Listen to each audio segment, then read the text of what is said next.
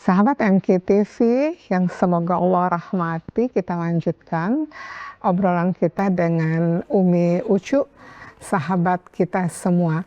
Alhamdulillah, Umi Ucu tadi sudah bercerita bagaimana pertama hati beliau terdorong untuk menjadi lebih baik, untuk dekat dengan Allah. Waktu itu masih merenung. Kemudian ditambah keyakinan beliau dengan apa? Dengan kejadian beliau sakit.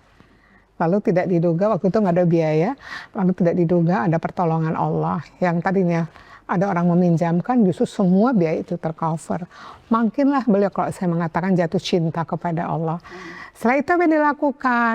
Beliau tadi katakan, saya ingin belajar dan saya ingin ikut pengajian. Nah ini Umi, gimana tuh ceritanya? Pertama ketemu teman ngajak ngaji, dapat pelajaran apa nih yang makin menguatkan hati untuk berubah menjadi lebih baik? Silakan. Masya Allah ya, waktu itu Allah juga berkehendak ya. Mengirim guru ngaji, guru kajian ya, kalau di sini lebih tepatnya gitu. Itu adalah Mamah Mai ya, itu satu keluarga sih, dan ini informasi awalnya dari Teh Ike ya, namanya itu yang sahabat di senam itu ya. Teh Ike tuh ke Qadarullohnya, dan ibunya itu adalah ya guru kajiannya itu gitu. Terus ada suaminya juga Pak Ade, terus ada adiknya juga Amiwan di situ, yang satu keluarga gitu ya. Nah pelajaran yang pertama itu Mamah datang nanya gitu kan, Umi tuh pengen ngaji seperti apa? Ya gini mah, Umi tuh ngaji ya ngaji gitu, sholat ya sholat, saum ya saum gitu ya.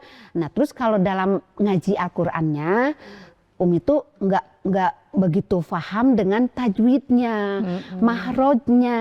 Nah kan kalau salah nanti gimana gitu kan, katanya dosa kan, waktu itu masih kata-katanya gitu kan. Di saat itu sangat bijak sekali ya Mama Mai itu ya. Umi, maaf sekarang usia Umi berapa gitu? 53 kan, atau 53 ya, 53 tahun. Nah, Umi bagus sekali pengen belajar tajwid, pengen belajar mahroj gitu ya. Nah itu boleh, itu baik sekali, tapi itu nanti aja langkah kedua. Sekarang udah usia di 53 tahun ini katanya. Nah kan Al-Quran itu sebagai pedoman, sebagai pedoman yang dijelaskan waktu dia Mama ngasih di Al-Imran 138 ya, bahwa Al-Quran untuk semua manusia gitu kan, sebagai petunjuk, penerang, pelajaran, terus petunjuk gitu kan bagi orang yang bertakwa kan di situ. Nah terus ingat juga waktu itu pertamanya Mama ngasih ke aku ke Umi itu surat Al-Qiyamah, surat 75 ya, Al-Qiyamah ayat 16, bahwa di situ latu harik bihi lisana kali tak jalabi gitu. Jangan engkau Muhammad menggerakkan lidahmu gitu kan dalam kurung membaca Al-Quran, hendak cepat-cepat menguasainya. Disitulah aku dikasih Umi dikasih pertanyaan sama Mama Mai, bingung apa ya ini, itu menurut Umi gimana, apa ya ini gitu kan, bingung sekali. Terus apa mah gitu ya, ini katanya jadi membaca Al-Quran itu jangan ingin cepat-cepat menguasainya, atau misalkan sampai apa yang apalagi Umi gitu ya ngejar-ngejar target gitu ya, hatam-hatam gitu, tapi tidak menguasainya. Itu kan perintahnya juga seperti itu, sedikit-sedikit gitu. Masya Allah gitu kan, gitu ya Ma. Jadi di saat itu Umi tuh kayak lagi tidur, dibangunkan. Yang apa ya, kalau bahasa Sundanya kuram kirem gitu ya, yang apa gitu ya, kayak kok gini gitu ya. Di situ banyak hal-hal yang Mama sampaikan, tapi Umi nggak paham, nggak ngerti. Tapi di situ bergejolak, saya harus tetap bertahan, saya harus tetap tahu gitu kan. Ini kemana arahnya gitu, kemana. Dan akhirnya semakin lama terjawablah apa yang disampaikan beliau itu gitu kan.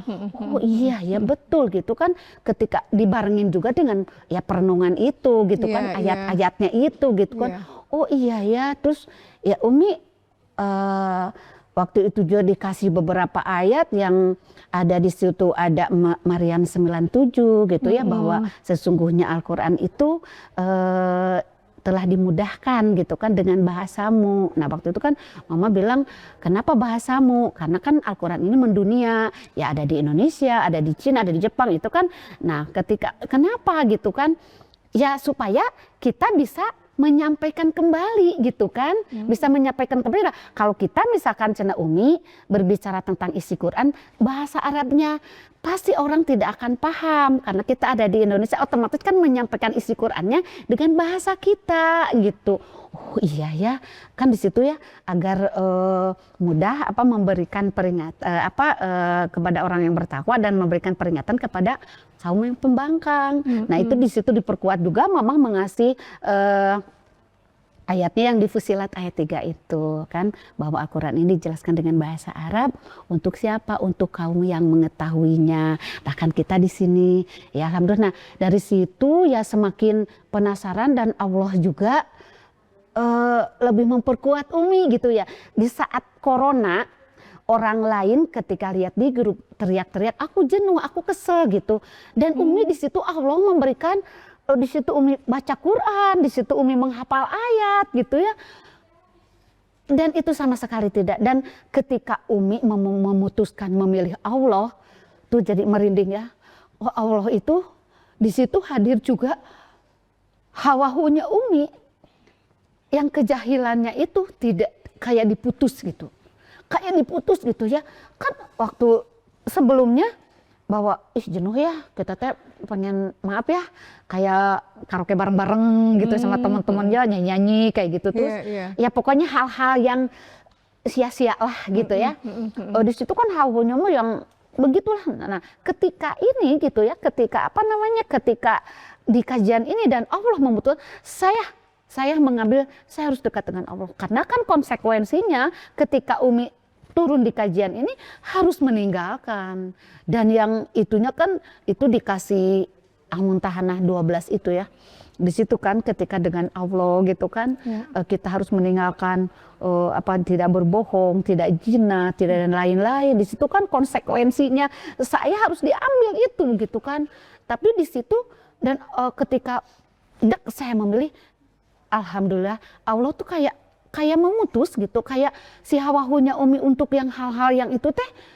Nah itulah pokoknya ajaib namanya, makin banyak lah Bunda. Itu. Satu hal lagi yang Allah tampakkan kepada kita para pemirsa MKTV Cerita Muslimah Aku Teman Hijrahmu, benar adanya bahwasanya ketika Allah meraih seorang hamba, itu memang yang akan diperhatikan oleh Allah adalah kejujuran hatinya mau ke Allah atau tidak. Kejujuran hati Umi Ucu mau ke Allah, itu Allah buktikan dengan menyadarkan beliau komplit dengan 3, yaitu apa?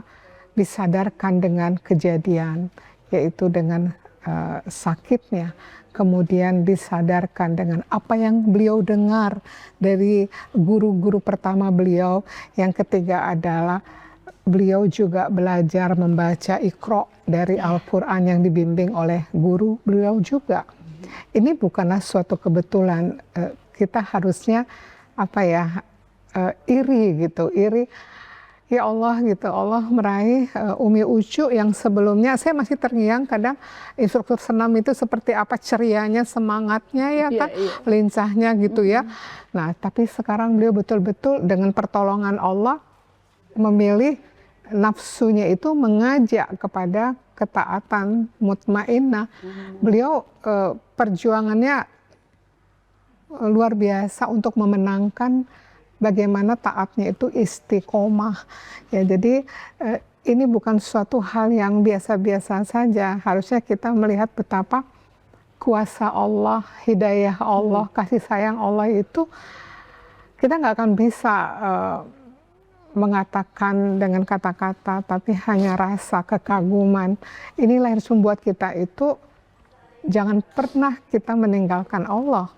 Teruslah mendekat kepada Allah. Begitu sadar, Umi Ucu langsung saya mau ke Allah.